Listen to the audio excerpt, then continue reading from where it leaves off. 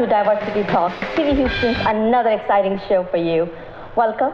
And on my right-hand side, I have Mr. R.W. Bray. Thank you. Welcome, sir. Thank you. How are you doing? I'm doing well. Okay, good. Welcome to the show, sir. And on my left, I have Mr. Ed Gonzalez. How are you, sir? I'm great. Thank you for having us. Yeah, great. Thank you for being here. Welcome, gentlemen. Welcome to our show, Diversity Talk today. I'm your host, Sangeeta Dua. You always see me here at the same time, but now that you know, we have moved to our prime time on Friday. So you can look it up on Fridays, 7:30 and 8:30. You can as well as log on to our website, tvhouston.com. You can go to our webpage. You can go to our Facebook page. You can go to our Twitter, as many as you can. I mean, many times that you can. Well, let's get the show started. Mr. R.W. Bray, let me tell you a little bit about him. He's a vice president of MLK Association of Texas. He is the African American Engagement Director from the RPT. He's a member of Texas Air National Guard, as well as he had run for a senator for the District 6 as well. Welcome, sir. Thank you. And Mr. Ed Gonzalez. Right now, he's a nominee for Harris County for the sheriff for the Democratic Party. And he has been in police department for about 18 years. And he's been a sergeant, a city council member, and a former mayor pro tem. Welcome, sir. Thank you. Okay. Well, I think I got a good, diverse group here today. I got one representative from the Latino community and Democratic Party. Absolutely. And on my right, I have representative from African American community and also from the RPT, from the GOP. Yes. So let's get it started. Our topic for today is definitely, you know, what's going on around the world, what's going on around the nation, what's going on around the Houston area. But what's been happening in Ohio and Philadelphia, that's what we want to discuss. So let's go back to the DNC and RNC. Who want to start first? Let's get started with you, sir. What is going on? You will start with the Republican Party, right? Yeah, you're on my right. Oh, is that what it is? Because I'm probably right about most of it. I don't know. I think that the okay. I think the RNC's convention went well, honestly. We had the most African American delegates that had ever came before, even though the media did not talk about that. I think that was a good point because it showed that the Republican Party was making headways into the minority community. And I think it's because some of the topics that are going on right now. I really liked the speeches. I felt that overall it was very peaceful outside of the RNC as well. And we had our highlighted points, right? But I think the most powerful point that came from the convention was that for the Republican Party of Texas, it's more important that we be unified. There are a lot of things at stake right now. And for a lot of the Republicans, this is not just about the presidency. So Ted Cruz really helped. Yeah, I mean, ultimately, I mean, for unifying the party. He probably hurt himself, but he helped the party. What do you think? What do you think about that? Well, I think it was a strange situation that obviously caused some divide. I mean, looking at it externally, when he had obviously a prime spot and could really step up and support the nominee and really didn't do it, you know, but, you know, and I think it was controversial. Much like Sanders. Yeah, absolutely. Well, different than Sanders actually endorsed her pretty strongly. Yes, yes. And I mean, again, what do you think about the Sanders endorsing? Oh yeah, Sanders endorsed, but the people did not. You know, what it really showed is that we all know that Sanders won that election when it comes to the popular vote. On the Democrat side, it doesn't really matter when the popular vote or not. What matters is what the superdelegates say. And so the superdelegates decided they would go for Hillary, and that's what happened. But I think at the DNC, the people spoke. They did not want Hillary. Speaking about the DNC, what do you think about that? Well, I think, sure. Well, I think for me, just as an American, as a Democrat, it was a proud moment. I think that most Americans, regardless of party affiliation, you know, should appreciate the moment, the history that we saw before us, which was the nomination of the first woman to that level, to that presidency, and the day before when we saw President Barack Obama as well, you know, just a lot of history was involved, and you know, as a proud father of girls, you know, I think. You know, I hope that they get to see better days as well. You know, I mean, our history hasn't always been that open, but it shows that the American story is one that continues to evolve, and we continue to learn and get it right. And you know, I think it was a lot of excitement as we saw. You know, First Lady did a fantastic job as well. I think it was a lot of high energy, and I appreciate Bernie Sanders as well, you know, forcefully asking for everyone to support. We know that he had, you know, a strong base, you know, rabid followers, and okay. So hopefully. Enough said. Let's get to the right question. My question is how or why the military or veterans or the people, the public people, like the public service people, police officers and anybody, were not discussed or were not mentioned or were disrespected at the DNC? Because we had some military folks, previous military folks that did speak. Are you saying in what level? What I'm saying is that when the moment of silence was going on, and then we were hearing Black Lives Matters or some other sounds behind the, you know, why they were not addressed? Yeah, well, you know, I think anytime, yeah, sure. I mean, you know, I wasn't present, so I don't know what was going on there inside the building, and you're always going to have, you know, in any group, individuals that may act outside the norm or what's expected, and that's unfortunate. You know, we should always pay our military or law enforcement, our veterans, you know, the utmost respect, and in those moments there's a time and place for everything, and I think that it's unfortunate when we see situations like that. Yeah, but coming from the Latin community, you've been in Houston as a police officer for 18 years. How are you seeing the community reacting towards these things, towards the elections this year? Well, I think there's a lot of excitement. I think that early on when we were hearing some of the commentary made by then candidate Donald Trump, it really started to get people focused on this upcoming election, and you've seen record numbers in terms of the Latino community becoming citizens and wanting to vote in this election. So I think that it's an important group that needs to be paid attention, frankly, by both parties, that often maybe has been ignored. And I think that a lot's depending on this, you know, comprehensive immigration reform, the makeup of the Supreme Court. So there's a lot of key issues, and I think the Latino community, everywhere I go and we talk, they definitely know who's running for president, and we want to make sure that they're paying attention to the down ballot races as well, but they're definitely paying attention to this election. Them, where do you see tilting towards? Well, I mean, you know, I'm biased, but I would think Democratic Party. I think that they see here more inclusion from the highest levels. I mean, you're not hearing the rhetoric of building a wall or keeping people out or you know, banning Muslims or that type of rhetoric. So I think that obviously it resonates more with them when you're talking about the immigrant community that wants and sees themselves as part of the American fabric. Okay, well, let me ask you the question, but let me word it a little differently. Same question. Of course, you're coming from the African community, and you've been involved with the Republican Party as well as now that you're vice president of the MLK Association. How do you see it for the African community? Or how engaged are they during this election time, and where do you see it going, in your opinion? Oh, I think the Black community is very engaged this time around. More than the last time, I mean, when 8 years ago when they were, when we have Mr. President Obama being selected or nominated? You know, more than that? I think it's almost what and what, in the sense that, I mean, blacks only make up 13% of America.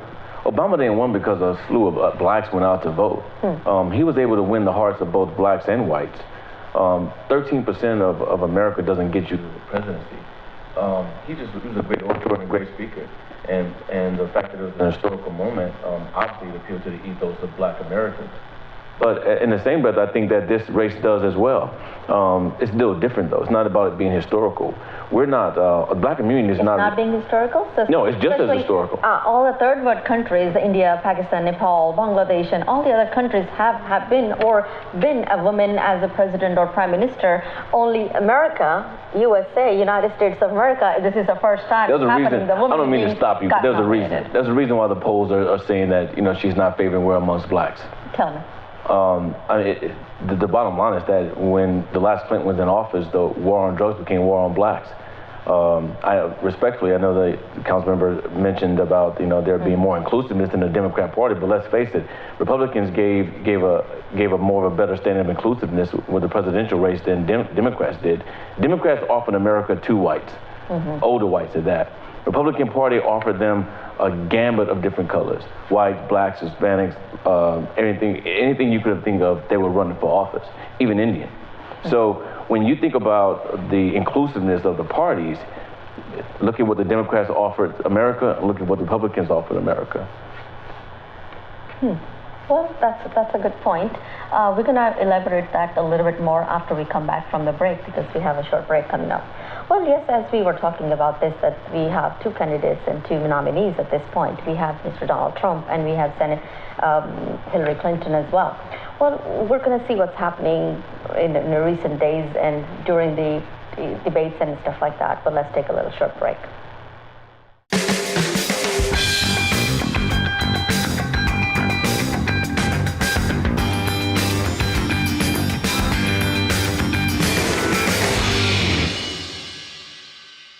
Welcome back to TV Houston's Diversity Talk. We always tell you that, and as a disclaimer, we are nonpartisan. We don't take sides. Well, I do have Mr. Ed Gonzalez on my left-hand side, and I have Mr. R.W. Bray on my right-hand side. We're just discussing some issues. So let's get back to the real question. And I'm going to start with you, so you don't say that I'm always picking on you. So the question is, what is the Democratic Party is doing to engage the Latin community this time around for the elections? Well, I think first and foremost, like I mentioned during one of the breaks, we're seeing a lot of interest from the Latino community wanting to be involved in this election, and I think it's important for us to continue that outreach because but how are you engaging them? Yeah, the millennials do not sometimes have party affiliation. They're very independent, and so you've got to go and get them. And so part of it is trying to do that grassroots outreach, doing visits at homes, trying to develop teams that can make sure that not only do they register to vote, but what happens afterwards. So that civic engagement piece is very important. A series of town hall meetings as well to educate them on the issues, make sure that they have the facts and that they're helping spread the word as well, make them ambassadors for other potential voters. Okay, that's very good. And since you are the director of the African American Engagement Director from the Republican Party, what is the Republican Party specifically doing to engage all the diverse community towards the party? Because, it's very much needed at this point. It's very much needed. If you look at the Republican Party of Texas website, you will see that we have minority engagement, right? And in our minority engagement movement consists of blacks, Latinos, and Asians. And all 3 of them have directors. So that's the specifics of what we're doing. We understand the importance of culture. Another thing we've decided to do, and I can talk about the black engagement portion, is that I toured the state and I visited the top 6 cities of Texas. And so what we did last year was that we made round tables with pastors, something you won't necessarily catch on the Democrat Party. The reason why we went to the pastors to figure out what's going on is because we wanted to be in the streets. And that was important to us. This year, everything we got from those roundtables of pastors, we now have initiated programs, everything from education to entrepreneurship. In Dallas, we have a Shark Tank where we combine with the Black Chamber of Commerce. Here in Houston, we have a program called IPEAT where we actually combine with pastors from the 3rd, the 4th, and the 5th Ward of Houston. And I can go on and on about specifics, but you can notice one thing. My council member, actually, he was my council member for 4 years. I learned engagement actually from him. But you notice, when I talk about specifics, I talk about initiatives, right? Understand the difference between what he was talking about. Those are civic movements that automatically come back to votes. What we're talking about is initiatives that actually affect the individual and make them prosperous. Okay. Another question, and that's again question back to you is you've been a member, you are a member of a Texas Air National Guard. I am, yes. Okay, so you're being a National Guard. What kind of measurement are we taking to make sure that our country is safe and our borders are safe? Well, I'm actually I'm a member of the 147th, so there's only some things I can actually explain to you. I'm actually active, so. I understand that. Okay. I understand your limitations as well, because I know sometimes you don't want to spill all these things out, yes, because you don't want to have them, let them know, okay, what kind of, but I understand that. But within that limits, what you can tell or to feel like, when I ask questions because of the viewers want to know. We want to feel safe. We are sitting at home because we hear this kind of, terrorism going around all over, all around us. So we want to make sure that the country that we're living in, the town that we're living in, the city that we're living in, we are safe. So what the National Guards are doing for us, without going into yes, specifics. Well, I can tell you that we do have protective ops, which is why you haven't seen that, those different things pop off in here in America, other than terrorists are changing their way of attacking, right? So it used to be that terrorists will go out and they're attacking all the great elements of America. Now you have terrorists who are attacking nightclubs. That's a different type of terrorism. And so the military is not going to start operations on our soil. That's when you have policemen such as Ed to go in and do those things. And that's there's a big difference between what the military does and what Ed's men do. Police officers have a different role, but I think ultimately trust that the operations overseas. One thing I don't hear people talk about here lately are the deaths that are going on right now of soldiers. Notice you don't hear about all the deaths that are happening. Yeah. We have soldiers dying every day right now in operations. We have drones in Houston. I can tell you that. So we actually navigate from Houston, but bomb in Afghanistan or bomb overseas. So you think about this: people are dying, but you don't hear it, and that's propaganda. That's how the media works. If you know that soldiers are coming home in body bags, then it's bad for America. And right now, the media is trying to make sure that the status quo and everyone's thinking everything's fine, is great, especially under the current administration. But I wonder what's going to happen when there's a Republican administration. Yes, yeah. My question, that was my next question. At the DNC convention, I was hearing that there's nothing wrong with America. Everything is already great. Everything is hunky-dory. Everything is rosy around here. So there's nothing, we don't have to be scared of anything. We are good. Is that the right picture they were trying to portray? Some of our biggest threats are coming from Libya and Russia right now. The uneasiness of communism across the world is scary. So when people say we're safe, well, we're safe because we have a strong military. When we have a strong military, we should make sure that we're employing the military, that we're making sure they're taken care of financially. They're cutting back on health care and everything else from the military. So, there's a reason why in the military, in the RNC's convention, we started off with what? A prayer for the fallen police officers, and we had actual veterans come in and do colors. When the DNC came, the last thing they did was pray for the blue, and they had no colors. So there's a difference between how the RNC respects men in blue and men in uniform, and how the RNC, the Republican Party, respects. It's a totally different dichotomy. Okay, let's get back to you on that same issue. What's your comment on that? I'm the eternal optimist, so I'm always going to bet on America. I'm always going to feel that we're extremely blessed, and I think there's great things happening here. I think that in order to keep our competitive continue to be victorious going forward, we do have a lot of challenge that we need to address, and I think that's where we're at today. Is what are those plans? Who has a vision and the plans and the experience to get it done and to lead us through turbulent times when you're dealing with the U.S.-Mexican border, or whether you're dealing with the issues that are going on in Syria and Afghanistan and Iraq and abroad. And I think that in that case. Again, nominee Clinton brings a wealth of experience to the table, but going back to the fundamental question about America, I still think our better days are always ahead of us, but I think we're also in a good place. Okay, we're just going to take a little short break, and once we come back, we're going to discuss a little bit more.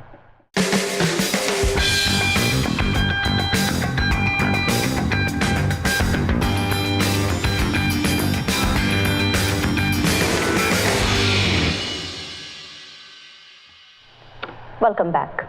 So as we were discussing, Mr. Gonzalez, you were mentioning something about how our country is great. Please tell me. Yeah, I mean, I think we should always aspire to greatness, but I think we're good. I think that that's why so many still want to come to this country. And you look at the city of Houston, for example, 1 in 4 are foreign born. We're a city and a county of immigrants to a large extent. We're the most diverse place in America because people want to make this region and this country home. And I think we will continue to be the envy of the world. Can we do things better? Absolutely. And we must continue to strive to excel in different levels, education, technology. If you travel abroad, so what you're saying is there is nothing wrong, all the terrorism that we see around us, all the bombing, all the shootings, everything is going around? There's different questions. Those are different topics. You know, terrorism, what's happening domestically with, race relations and police relations, terrorism abroad. I mean, these are a lot of different challenges. And it's not something unique to the United States. We've seen in recent months all throughout, in Turkey and Germany, everywhere, so these are world challenges that impact us. That's why we need experienced people at the helm. Yes, Mr. Gonzalez, since you're the nominee for Harris County Sheriff and you have been, you were a former mayor pro tem, when you were running for mayor, I never ran for mayor. I mean, I'm sorry, when you were... when I was mayor pro tem. Yes, mayor pro tem. What issues you were facing? What kind of,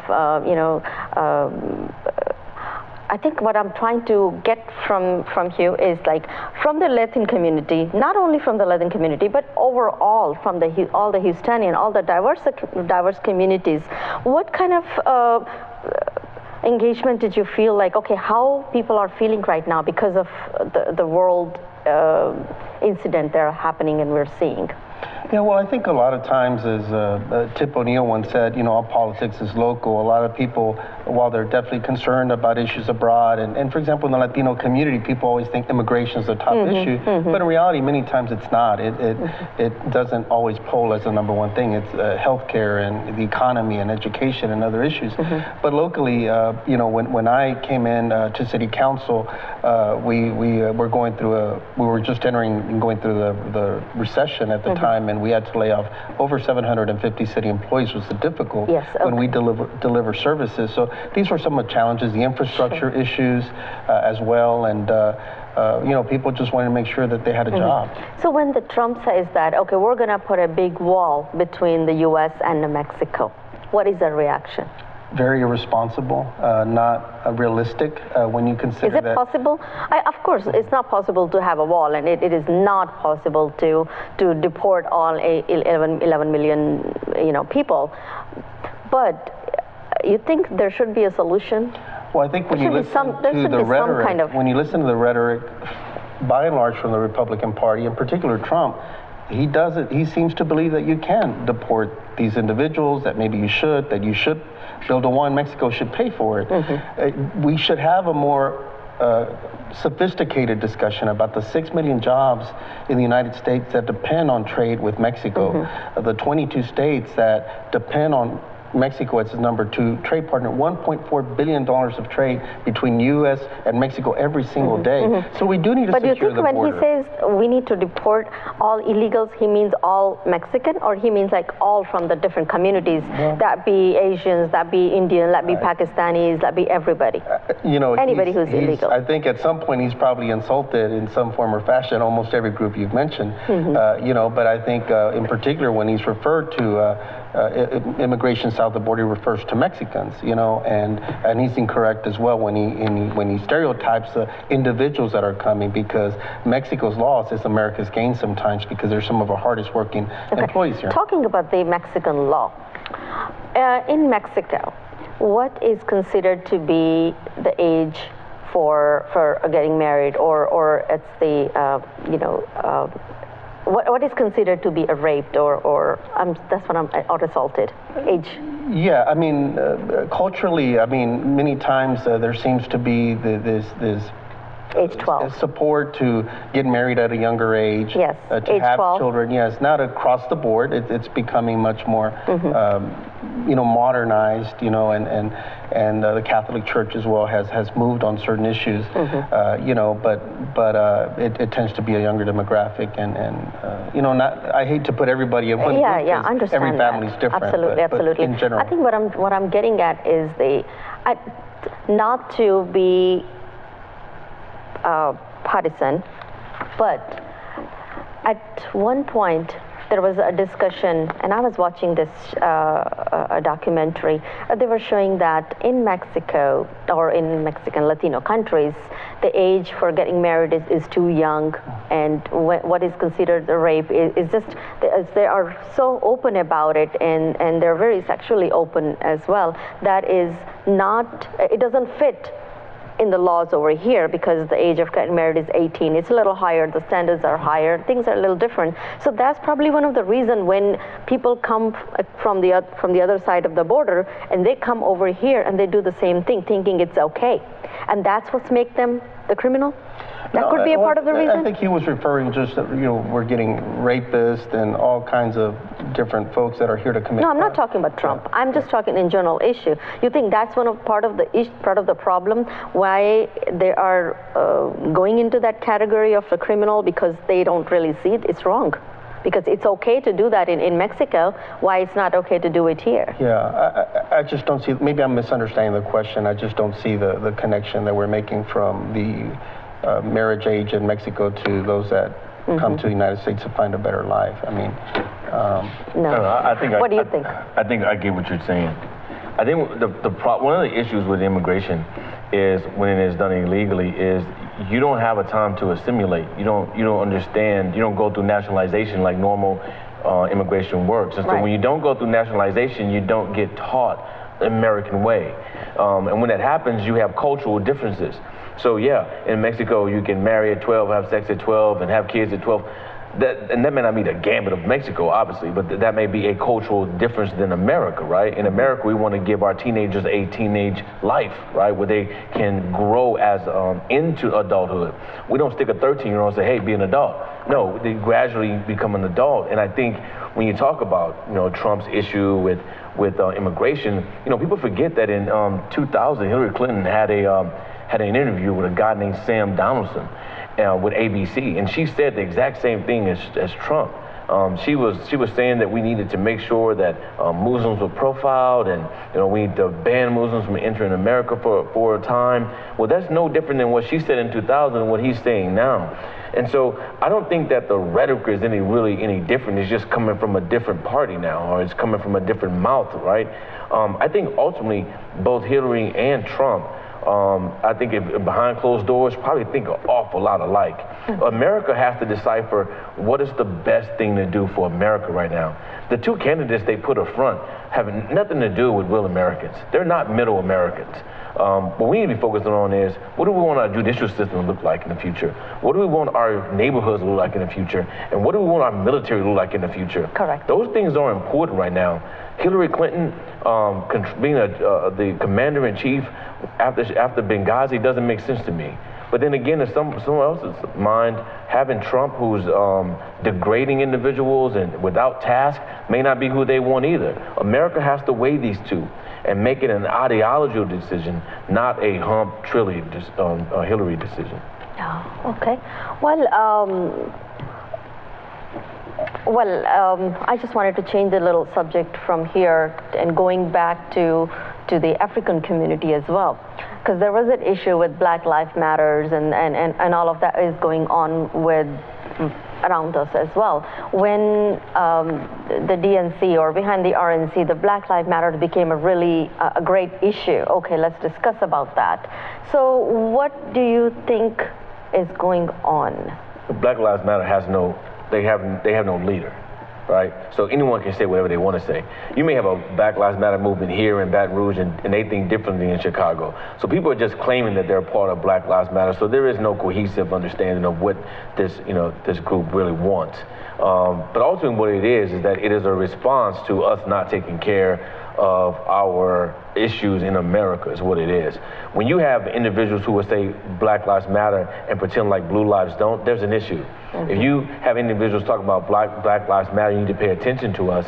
But there are a gambit of individuals who are dying across seas, and someone needs to pay attention to them too. It means that you don't understand the holistic issues of America. And so I recently saw an episode where there's a woman who was asking for all whites to go in the back at a protest, and that only people that was allowed up front were the blacks and the Latinos. And I thought to myself, that's not what MLK stood for. So you're talking about this being an anti-racism rally, but you're promoting racism from the pulpit. So it's issues like this that I think we need to address, and that once again has nothing to do with color. It has to do with mentality. Yeah, the question these days is who is a minority? Yeah, I would venture to say that we're all minorities these days. We're all minority these days, because it's not like, we have this white America and a black America anymore, because, I mean, even look at Houston, the most diverse city in U.S. I mean, we have people from all over the globe here. So there's no majority or minority issues these days. But what do you think about these Black Lives Matters issue? Yeah, for me, I'm supportive of Black Lives Matter because through my understanding is it was a call for a plea, if you will, for attention about very serious issues that were impacting their community. And in my opinion, it's not to say we matter and no other group does. I think we have to be realistic enough to understand and to listen. When you look at the mass incarceration numbers, if you look at the levels of incarceration, how they impact communities of color, particularly African American, Latino communities, it's saying, why haven't our lives matter? Why isn't the system perhaps more fair? It's not impacting other communities in the same way. In other words, other communities are already protected. They don't get incarcerated at the same levels. They don't have the same levels of poverty. And so part of saying we matter too. Okay. So how long the Latin community have been here? Because I'm just, a little question is like, the other communities started coming in later, and the Latin, I think they make more than 41% of the city? Right. Okay, so if they make up with the 41% of this population, how come they are, or let me rephrase that, why they're not as progressive as the other communities are? What's lacking there? Education? Progressive in what way? What? I'm talking about the wealth. I'm talking about being like in higher positions and progressing here. Well, what is stopping them? What is the issue? Look at who's at the heads of many corporations, and look at the diversity or lack of diversity on the boards. I mean, you'll see very little minority representation in those. When you look again at incarceration rates, look at who's incarcerated. That leads to broken families, broken communities in many times. Look at the education system and look who's achieving the PhDs and the master's degrees. And so, these are challenges that, to me, I know we all have to be self-reliant, absolutely. Correct. But at the same time, I think it's important that we see what can we do to support one another as a community. Okay. This is a miseducation. This is a miseducation. If you look at the top cities of America, they are all led by Democrats.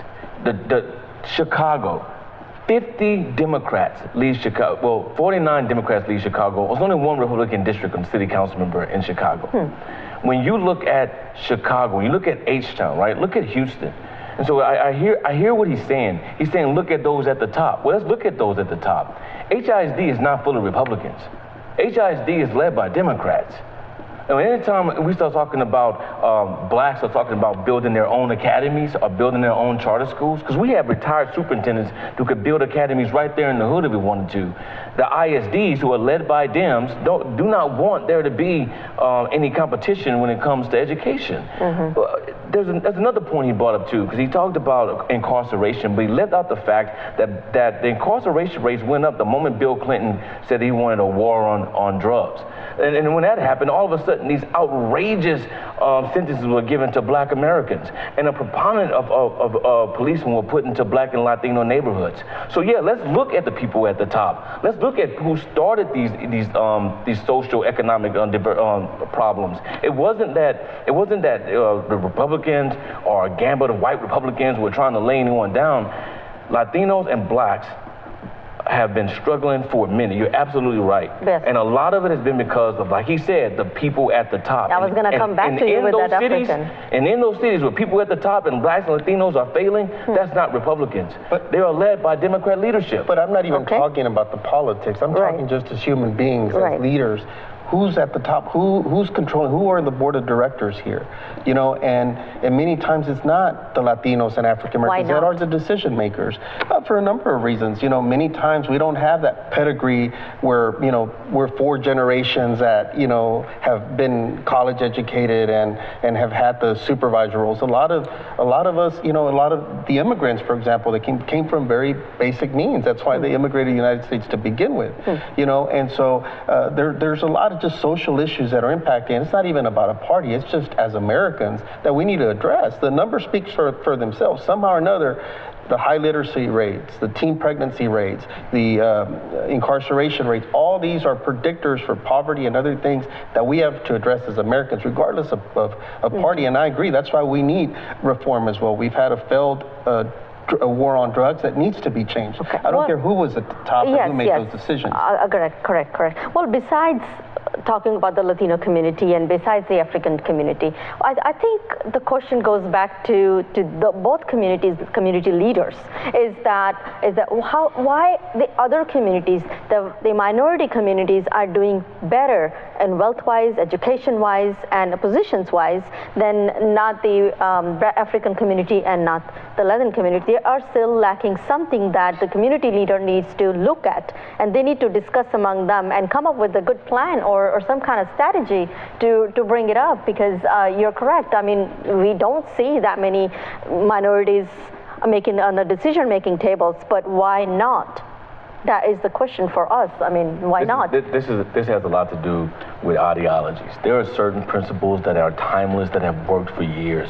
For years. When you start talking about entrepreneurship, right, both business and social, African Americans and Latinos have more opportunity to create a business than any other race, right? But here's the problem. Social economics hurts us because the people in power will not give us, right, loans the way they would give someone else, right? Even immigrants are getting loans before the Latino Americans and Black Americans. So what Black American and Latino Americans what is lacking there? What they haven't figured out is the power of other people's money. We don't work on a system where we focus on building our communities. Say for instance, you'll see in West, you'll see nothing but buildings and construction, and in the East, you'll see blight, right? And when you see that happen, it's because what we need to master is a community social economic platform where we say, okay, listen, we're going to build up our communities, we're going to keep our dollars in our communities. If we didn't bring our communities to the more affluent neighborhoods, then they wouldn't do as well. But we have a problem is we will allow people who are not even from our neighborhoods participate in our neighborhoods. So if you're not from our neighborhood, you're not going to get our Black and brown dollars. And then all of a sudden you'll see more dollars pour into those areas that aren't getting the money. Yes, well, correct. We're going to talk more after we come back from this little small break.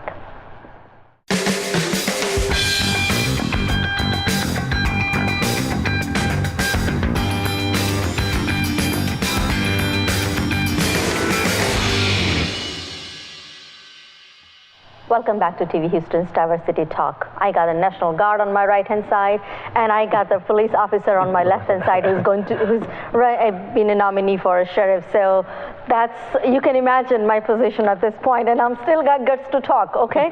So here we are back again about the education. And I know Mr. R.W. Bray was talking about educating people.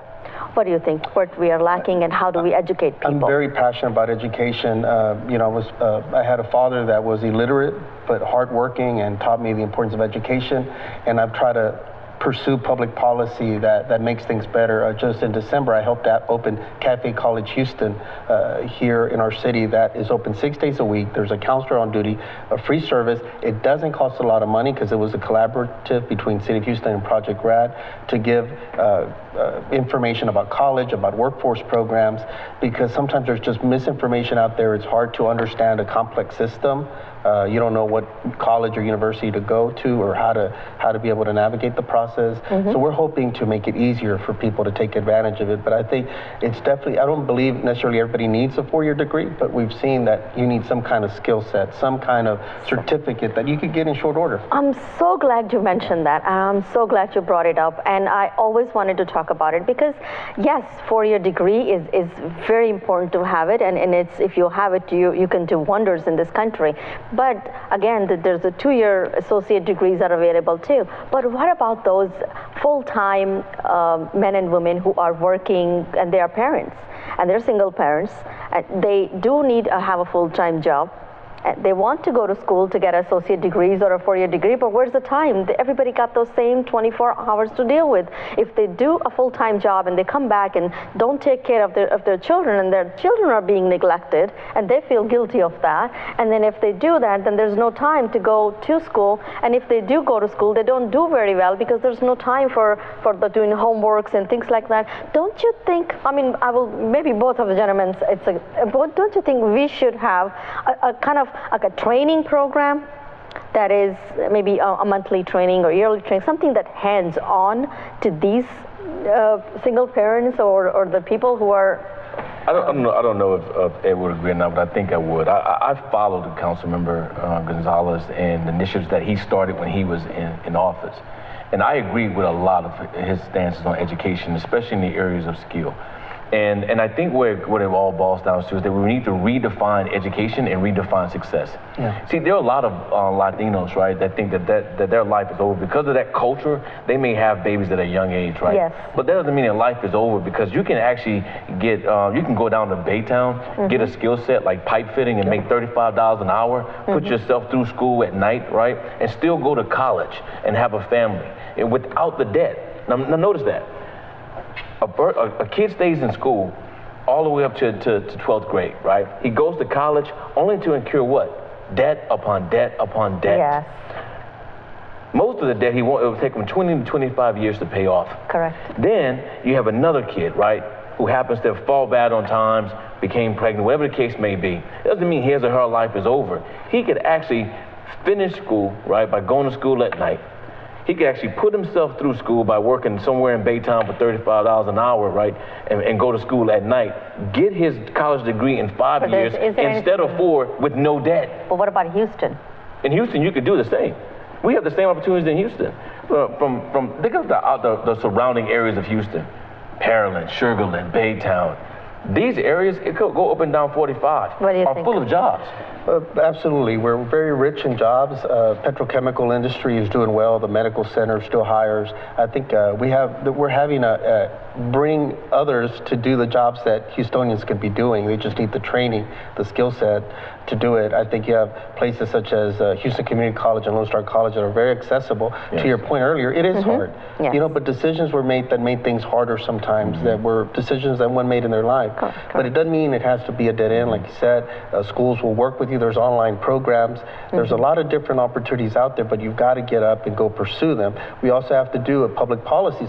You know, if a child's not reading a grade level by the 3rd grade, they're going to perhaps drop out of school. The statistics show that if they're not reading, they're going to fall behind. Yes. We need to be paying attention to that. How do we make sure that they're getting the instruction they need? Also preparing the parents to know how the system works. Sometimes they come from other countries where they believe, okay, here's my child. It's now your responsibility to teach them, and don't know they have to hold their school board members accountable. They have to ask questions. They have to know, why is my child not performing at the level I expect? And so these are all things that are a work in progress, but we've got to do it. Our city depends on a strong workforce, and we've got the jobs available. We have a lot of high-paying jobs, but sometimes they require a special skill set. And our city, our county, our region will not thrive if we're not having the jobs to do that. Companies will not move here if that's the case. Yes. Okay. Yeah. There's another element too. You know, when you think about education, think about the responsibility of our pastors as well. You know, in recent times, because of the different social issues, you've seen pastors kind of stand up and make themselves known. But you know, pastors who take charge and take responsibility for their own communities, that's something that's lacking too. We know Republicans are working with a group. Hold on. Pastors need to take responsibilities of their communities? Oh, totally. Like like the Republicans are working with a group called IP, right? Okay. And it's all about empowerment, where they take struggling individuals in the 3 to 4 and the 5th. Some of them have felonies and whatnot, and they actually teach them how to be better men. They'll teach everything from integrity to taking Maybe a lot of care. people just don't know about it. Oh, it's a powerful program, but there are programs like it. But pastors need to be more influential when it comes to the social change that needs to take place. See, historically in the African American community, correct me if I'm wrong, the church was the cornerstone of the community. It was. That was where people met. That's where they worshipped. And when many started moving out to the suburbs and other areas, that started breaking down. Before the social media came in. Well, social media is no replacement for culture, right? Oh, yes, I do agree with that too. Yes, but is the Latin community doing something like that as well? Engaging the pastors? Yeah, there's some engagement. I mean, I don't know all the specifics. Bray's fortunate to directly be the leader of some of these efforts, but I've seen some signs of that. We definitely need to do more because, like I said, you know, there's a lot of opportunity and there's a lot of interest.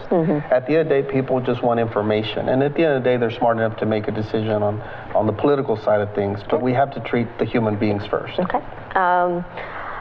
We only have a few more minutes left, but I'm going to start with you. Why Trump? We got 3 minutes. Why Trump? Why not? Trump? Why not Trump? I think here's the deal. When I look at Trump versus Hillary, I have to think, what does America need? You got 3 minutes. Okay. Hillary Clinton is leftist in Benghazi. Hillary Clinton has 2 faces, and Hillary Clinton is not equipped. Even Bernie said she wasn't equipped. On the side of Trump, I think that for me, he's gonna make sure there's a conservative judge. He's gonna make sure that we bring back military people in a way that they're supported, and he's gonna make sure that he pays attention to what's being said in the Republican Party. Okay, your turn. Why Hillary? As President Obama said, there's never been a more qualified person for this position. When you look at the track record in terms of Secretary of State, a U.S. Senator, and her background, many of the early fights that she took on, some here in Texas for Latino communities, for children in other states. I think it's a broad expertise. I hear at least proposals and ready to step in from day one and lead. I don't hear just a lot of empty rhetoric, a loose mouth. I don't hear a lot of concrete proposals or plans coming from Donald Trump. I hear just blasting people away. We need more thought and sophistication. The world's looking, and they look at us for leadership. And sometimes we are the moral compass for the world. We need to continue to lead that way and lead from the front. And when we're going to ban this and that, if you want to put a border, fine, but tell me what your plan is. What are you going to do with the 11 million that are here already? What do you do about the $1.4 billion of trade that goes on every day? How are you going to expedite that kind of trade and the jobs that are dependent on a strong U.S.-Mexico relationship? We don't hear those proposals. And so I hear a lot of empty words. It sounds good, and tapping to the fears of many. Okay. But we need a strong leader, and that's Hillary Clinton. Okay. Why not Hillary? Why not? She's not qualified. Even Bernie said she wasn't qualified. I think we need to pay attention to what was going on within the party of the Democrats. They are basically saying that Hillary Clinton is not equipped, and she's not qualified, and she's not who we want. The popular vote should have went to Bernie. We should be looking at a Bernie-Trump ticket, not a Hillary ticket. So I hear what he's saying. We need great leaders. We can't forget that Trump is a businessman, and maybe we need to start thinking more like a business. Okay. Why not Trump? Well, again, I think I've said it already. I don't hear any proposals. I mean, it's just blasting people away, and what's the mood of the day? Who's he going to insult today? And how? Let me rephrase it. When I was asking you why Hillary, you were giving me all the answers. Why not Trump? But so go back to it, and why Hillary? Why Hillary? Again, just the experience. I mean, she's been there before. From day one, she'll have an experience of having met with a lot of these world leaders. She has experience as a U.S. Senator dealing with a lot of the public policy. I think that she's a thoughtful leader that will lead us into the future where we need to go. These are serious times. It's not an experiment. It's not on-the-job training, if you will. I just haven't heard any proposals coming from the other side on the presidential side. And what other candidates say about Hillary, whatever, it's politics. I mean, they were in a heated campaign. So I think we've got to look from another perspective. Okay. Well, as we always say that, we're all Americans. We're all immigrants here. Well, America is made out of immigrants, and we all considered as American citizens or American residents if you are here. But I think what I'm seeing is, or what I'm feeling also, is the same way, that minorities do not participate in politics a lot. We just stay away. We just don't participate. Okay, half of them don't even go to vote. Half of them not even registered to vote. So I think what we need to do is, since this election it's going to be a very important election for our country, but I do feel like that because not because the woman got nominated for to be a president of this country, and being a woman, I'm proud of that too. It's not that I'm not, but again, I'm nonpartisan. I'm not going to say, okay, I'm on the Hillary side or I'm on the Trump side. But at the same time, I do see a point where the Trump is coming from without even considering, okay, it's all the loose talk and all of that. But this is a very, very important time for the election. And we all, as minorities, I'm just talking to you guys at this point, and we all need to participate. We all need to at least go register yourself to vote, understand what is going on, and do engage with the gentlemen like these two, and or the other, or whoever that you feel like, okay, you can go to and talk to them and address your question and talk to them and get your answers, and come to the town hall meetings like that, and then see what's going on in this country right now. Be part of it. If you are here, if you are in USA, you are an American, be a part of it. Don't waste your vote. Don't waste your right, because this is a right that you got. And then not everybody has this right to go out and vote. Since you have it, do not waste it and use it and utilize this. That's what I want. That's the message that I want to give it to you out, guys. That participate, engage, even whether it's a diversity political PAC or the other PAC. If you got the money, make sure that your money is being spent in the right way, that you are supporting the right candidate. And why are you supporting that candidate? You really need to know at this point, who are you supporting, who's your local rep, and who's your precinct chair in your area. You need to get to know them, and they see where they're coming from and see what they're talking about, what their policies are going to be made towards the immigrant, towards the Latino community, towards the African community, and how many people are going to be in the cabinet, how many people are being appointed to be at the decision-making tables. So we make sure that we sit on the decision-making table at this time, not on the other side to receiving end. Yes. Okay, so that is what I wanted to end it with. But thank you so much, gentlemen. Thank you so much, Mr. Ed Gonzalez, for being here. Thank you so much for your time, and thank you so much, Mr. R.W. Bray. I really appreciate your time as well. Been good company. And salute to you, and as well salute to you guys. And that's all we have for you for this week. Next week again, Friday between 7:30 to 8:30. Don't forget to watch us.